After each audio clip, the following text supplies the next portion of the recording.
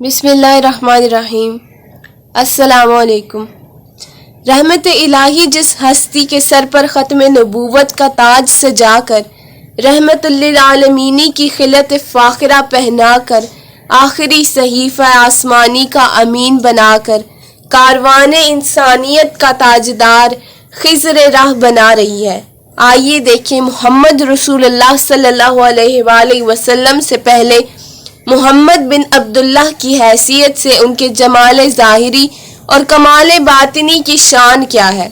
وہ جسد اطہر جس نے حضور علیہ السلام کی روح اقدس کا گہوارہ بننا ہے، اس کی توانائیاں اور دل ربائیوں کا عالم کیا ہے۔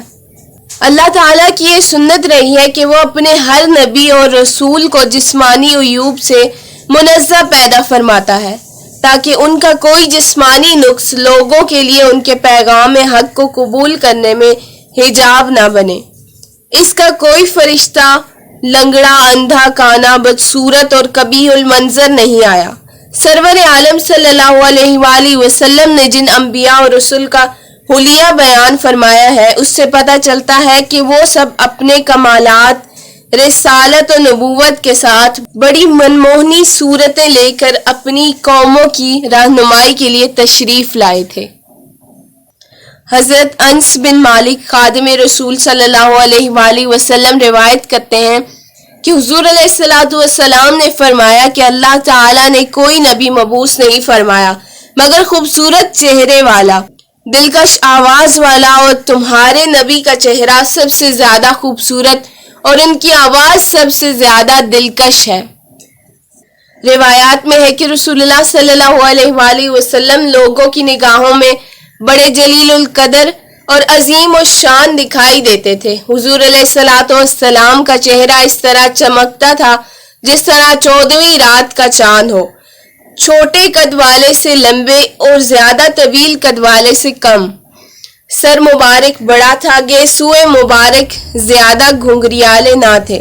اگر منہ مبارک الجھ جاتے تو حضور علیہ السلام مانگ نکال لیتے، ورنہ حضور علیہ السلام کی گیسو کانوں کی لو سے نیچے نہ جاتے، کانوں کی لو تک آویزاں رہتے۔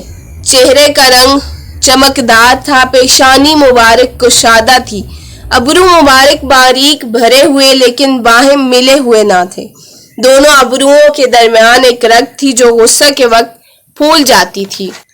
ناک مبارک اونچی تھی، اس کے اوپر نور برس رہا ہوتا، دیکھنے والا گمان کرتا کہ یہ بہت اونچی ہے۔ داڑھی مبارک گھنی تھی، دونوں رخسار ہموار تھے، دہن مبارک کشادہ اور دندان مبارک چمکدار اور شاداب تھے۔ دندان مبارک کھلے تھے، سینہ مبارک کشادہ تھا، دونوں کندھوں کے درمیان کافی فاصلہ تھا۔ ہڈیوں کے جوڑ ضخیم، سینہ کی ہڈی اور ناف کے درمیان بالوں کا خط ملا ہوا تھا۔ دونوں بازوؤں، دونوں کندھوں اور سینہ کے اوپر والے حصے میں بال اگے ہوئے تھے۔ دونوں بازوؤں کی ہڈی لمبی تھی، ہاتھ مبارک کشادہ تھے، دونوں ہتھیلیاں پرگوشت تھیں اور دونوں پاؤں بھرے ہوئے تھے۔ تمام اندام ہموار تھے، دونوں پاؤں کا درمیانی حصہ اٹھا ہوا تھا۔ جب قدم اٹھاتے تو قوت سے اٹھا کے رکھتے تھے، تو جما کر رکھتے، آہستہ خرام مگر تیز رفتار۔ جب چلتے تو یوں معلوم ہوتا کہ بلندی سے پستی کی طرف تشریف لے جا رہے ہیں۔ جب کسی کی طرف التفات فرماتے تو ہمتاً ملتفت ہوتے، نگاہیں جھکی ہوئی ہوتی۔ آپ کی نظر زمین کی طرف طویل ہوتی تھی بنسبت آسمان کی طرف آپ کی نگاہ کے۔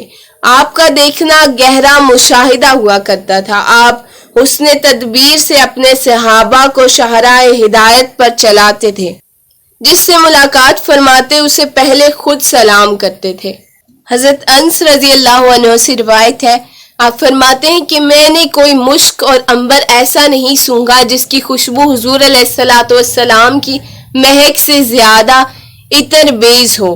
حضرت جابر بن سمرہ رضی اللہ عنہ روایت کرتے ہیں، حضور علیہ السلام نے اپنا دست مبارک میرے چہرے پر پھیرا، میں نے اس کی ٹھنڈک اور خوشبو محسوس کی، گویا ابھی حضور علیہ السلام نے اپنے دست مبارک کو عطار کی عطردانی سے باہر نکالا ہے۔